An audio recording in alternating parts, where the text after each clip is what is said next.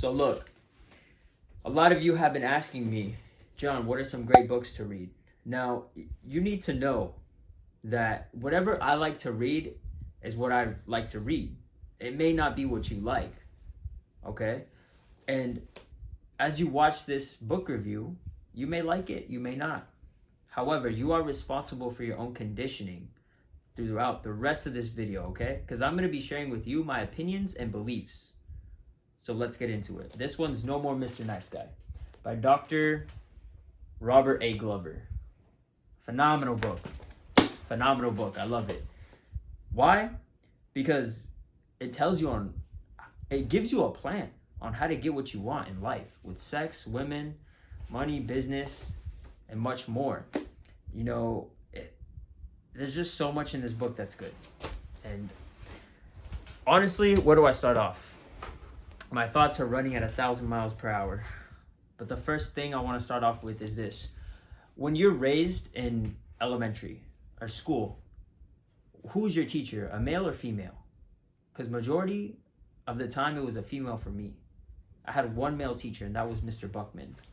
And why do I bring this up? Because look, a female cannot teach a male how to become a man. They can show them, 1, 2, 3s, ABCs, and so forth. However, when it comes down to really tapping into their masculine state, a female cannot teach a man that. And that's super important in today's society, because that book right there is going to teach you on how to become more of a man, how to tap into your masculinity, how to get what you want, how to lead with women and in business. Okay? So these are my beliefs right here. They're off the bat. A male should always lead in everything he does. Okay? That's his role, and that's what I think. That's what I believe God created a man to be, to lead. A female's never going to lead. She's going to be in her submissive, feminine state. All right? And those are just my thoughts and my opinions and beliefs. So moving forward, this book is going to teach you how to become more of a man and how to put your wants and your priorities first before anything. And you may think, John, that's fucking selfish. Well, hold up. Okay? Before you even start name calling or judging or anything of that nature, you have to know that if you're a woman watching this, if a man is not selfish and he's focusing all his attention on you and seeking your approval, you're now setting the tone of the relationship. Are you not? And that's not what you want. You want your man to lead, and whatever it is he does, you want him to have a purpose in life. So if you are a female watching this, you don't want to be stuck with a man not knowing what he wants. A man should never seek a woman's approval. And that's actually a great quote in this video, or actually a great quote in this book I want to read to you guys. It says right here on chapter 6, page 61.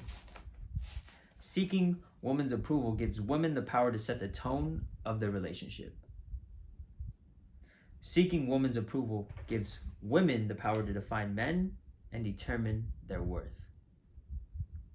If a woman says he is wrong or thinks he is a jerk, a nice guy will be inclined to believe she is right.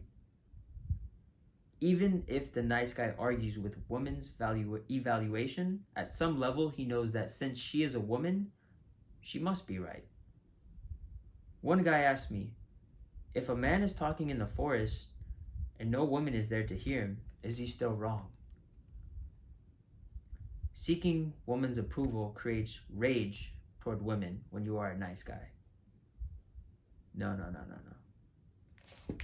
Never seek a woman's approval. Because the moment you do is the moment she sets the tone. And as a man, you need to lead. You need to lead, you need to support, because that's what God put us here on this earth to do. Okay? And look at it like this. Before World War II, I'm going to take you back through a moment in time of history, which what the book talks about. Before World War II, it says how 70 or 80% of Americans were raised on farms. So their son would go to work with their dad, all right?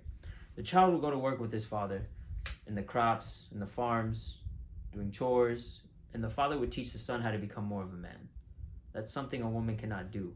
A woman cannot teach her son how to control the testosterone, how to tap more into their masculinity, and so forth. No, that's not a woman's role, and that's not a woman's job. So where am I taking this? Well, after World War II, You know, now we have the Industrial Revolution, the economy's booming. Now, I'm no history teacher. However, I can tell you for a fact that the generations growing up nowadays are becoming more pussy. Everyone's sensitive. You have this cancel culture going around, which is ridiculous, I think. And so now what happens is you have this generation of soft men, okay, seeking women's approval. Why is that? Because 60% of today's children are being raised without a father. That's in America, and I was one of them, okay? So now when you have boys being raised without father figures, it takes them a while to really figure out how to become a man and not seek other people's approval. I had to figure that out, okay? I had to figure that out through books, being around certain people, associating myself with more men, you know, them teaching me how to tap into my masculinity, taking martial arts classes, boxing, kickboxing. And that's just something, thankfully, my grandmother put me in when I was very young. You know, she was only able to teach me so much because my father was never around. However, she put me in sports. She made me do boxing. She really went out of her way to put me into things like this that would help me become more of a boy and tap into my masculinity. And so this book teaches you that. However, also how to treat women, how to get the love life you want, how to get the sex you want. Because that's super important. So it's a great book. If you're a man and you're reading this, or just watching this video alone, I highly recommend you read that, because a man always needs to lead in everything they do, okay? Even when, you know, you're prospecting, you're door knocking, and you have a hot lead in front of you, you have to be able to know how to lead that person down the path to actually get the sale, okay? Because if I'm a customer, think about it like this. If I'm a customer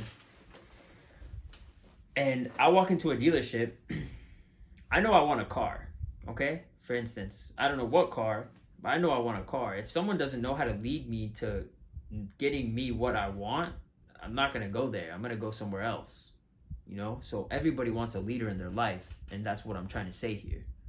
Everyone wants to know what it takes to be a leader, and in that book, it teaches you that. However, how to lead in your relationships as well.